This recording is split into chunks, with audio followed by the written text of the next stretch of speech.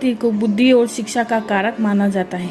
गुरुवार को बृहस्पति देव की पूजा करने से धन, विद्या, मान सम्मान, प्रतिष्ठा और कई अन्य मनोवांछित फल की प्राप्ति होती है। धार्मिक ग्रंथों के अनुसार गुरुवार को बृहस्पति भगवान की पूजा का विधान है। गुरुवार के दिन व्रत और कथा सुनने से घर परिवार में सुख समृद्धि बनी रहती है। तो दोस्तों आइए जानते हैं गुरुवार व्रत कथा के बारे में। कथा के अनुसार प्राचीन काल की बात है, किसी राज्य में एक बड़ा प्रतापी और राजा रानी राज्य करता था।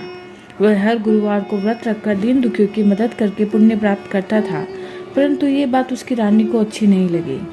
वह न तो व्रत करती थी, न ही दान पुण्य पर विश्वास रखती थी।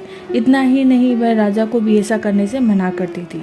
एक समय की बात है, राजा शिकार खेलने के लिए वन गए। घर में रानी और दासी थी। उसी समय गुरु बृहस्पति देव साधु का रूप धारण कर राजा के दरवाजे पर भीख मांगने आए। साधु ने जब रानी से भिक्षा मांगी तो वह कहने लगी, हे साधु महाराज, मैं इस दान पुण्य पर से तंग आ गई हूँ। आप कोई ऐसा उपाय बताए जिससे कि सारा धन नष्ट हो जाए और मैं आराम से रह सकूं। इतना सुनकर बृहस्पति देव ने कहा, हे देवी, तुम बड़ी विचित्र हो। संतान और धन से क्यों दुखी होती हो? अगर अधिक धन है तो इसे शुभ कार्य में लगाओ।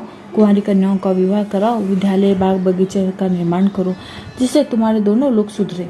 परंतु साधु की इन बातों में रानी को खुशी नहीं हुई। उसने कहा कि मुझे ऐसे धन की आवश्यकता नहीं जिसे मैं दान दूं, जिसे मैं संभालने में मेरा सारा समय नष्ट हो जाए। तब साधु ने कहा, अगर तुम्हारी ऐसी इच्छा है तो मैं जैसा तुम्हें बताता हूँ तुम वैसा ही करना।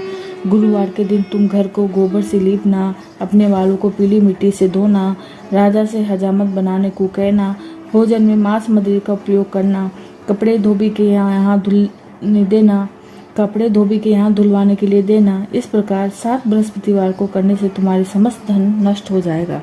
इतना कहकर साधु के रूप में बृहस्पति देव अंतर्ध्यान हो गए।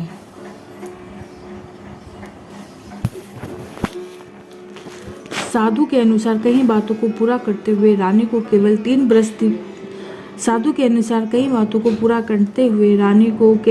बृहस्पतिवार ही बीते थे कि उसकी समस्त धन संपत्ति नष्ट हो गई। भोजन के लिए राजा का परिवार तरसने लगा। तब एक दिन राजा ने रानी से बोला कि हे रानी, तुम यही रहो, मैं दूसरे देश जाता हूँ, क्योंकि यहाँ पर सभी लोग मुझे जानते हैं, इसलिए मैं कोई छोटा कार्य नहीं कर सकता। ऐसा कहकर राजा दूसरे देश चला गया। वहाँ वह जंगल से लकड़ी काट कर लाता और शहर बेचता। इस समस्त धन नष्ट कहकर साधु के रूप में बृहस्पति देव अंतर्ध्यान हो गए। इस प्रकार 7 बृहस्पतिवार करने से तुम्हारे समस्त धन नष्ट हो जाएगा। इतना कहकर साधु के रूप में बृहस्पति देव अंतर्ध्यान हो गए। साधु के अनुसार कही हुई बातों को पूरा करते हुए रानी को केवल 3 बृहस्पतिवार ही बीते थे कि उसकी समस्त धन संपत्ति नष्ट हो गई। भोजन के लिए राजा का परिवार तरसने लगा। एक दिन राजा ने रानी से बोला, हे रानी, तुम यहीं रहो, मैं दूसरे देश जाता हूँ, क्योंकि यहाँ पर सभी लोग मुझे जानते हैं, इसलिए मैं कोई छोटा कार्य नहीं कर सकता। ऐसा कहकर राजा दूसरे देश चला गया। वहाँ वह जंगल से लकड़ी काट कर लाता और शहर में बेचता। इस तरह वह अपना जीवन व्यतीत करने लगा। इधर राजा देश प्रदेश जाते ही रानी को दासी दुखी रहने लगे। एक बार जब रानी और दासी को 7 दिन तक बिना भोजन के रहना पड़ा तो रानी ने अपनी दासी से कहा, हे दासी, पास ही के नगर में मेरी बहन रहती है, वह बड़ी धनवान है, तू उसके पास जा और कुछ लेकर आ, ताकि थोड़ी बहुत गुजर बसर हो जाए। दासी रानी की बहन के पास गई। उस दिन गुरुवार था और रानी की बहन उस समय बृहस्पतिवार व्रत कथा सुन रही थी। दासी ने रानी की बहन को अपनी रानी का संदेश दिया, लेकिन रानी की बड़ी बहन ने कोई उत्तर नहीं दिया। जब दासी को रानी की बहन से उत्तर नहीं मिला तो वह दुखी होकर क्रोध में आई और दासी ने वापस आकर रानी को सारी बात बताई। यह सुनकर रानी ने अपने भाग्य को कोसा। उधर रानी की बहन ने सोचा कि मेरी बहन की दासी आई थी, परंतु मैं उससे कुछ नहीं बोली, इससे वह बहुत दुखी होगी। कथा सुनकर और पूजा समाप्त करके वह अपनी बहन के घर गई और कहने लगी, हे बहन, मैं बृहस्पतिवार का व्रत कर रही थी, दासी मेरे घर आई, परंतु जब कथा होती है तब न उठते हैं न ही बोलते हैं, इसलिए मैं नहीं बोली। बताओ दासी क्यों आई थी? रानी बोली, बहन, तुमसे क्या छिपाऊं, हमारे घर में खाने तक का अनाज नहीं है। ऐसा कहते रानी की आंखों में पानी आ गया। उसने दासी समेत पिछले 7 दिनों से भूखे रहने की पूरी बात अपनी बहन को बता दी। रानी की बहन बोली, देखो बहन, भगवान बृहस्पति सबकी मनोकामना पूर्ण करते हैं। देखो, शायद तुम्हारे घर में अनाज रखा हो। पहले तो रानी को विश्वास नहीं हुआ, पर बहन के आग्रह करने पर उसने अपनी दासी को अंदर भेजा तो सचमुच अनाज से भरा एक घड़ा मिल गया। रानी देखकर आश्चर्य में रह गई। दासी रानी से कहने लगी, हे रानी, जब आपको भोजन नहीं मिलता है तो हम व्रत भी तो करते हैं, इसलिए कोई न इससे व्रत और कथा की विधि पूछ ली जाए ताकि हम भी व्रत कर सके। तब रानी ने अपनी बहन से बृहस्पति व्रत के बारे में पूछा।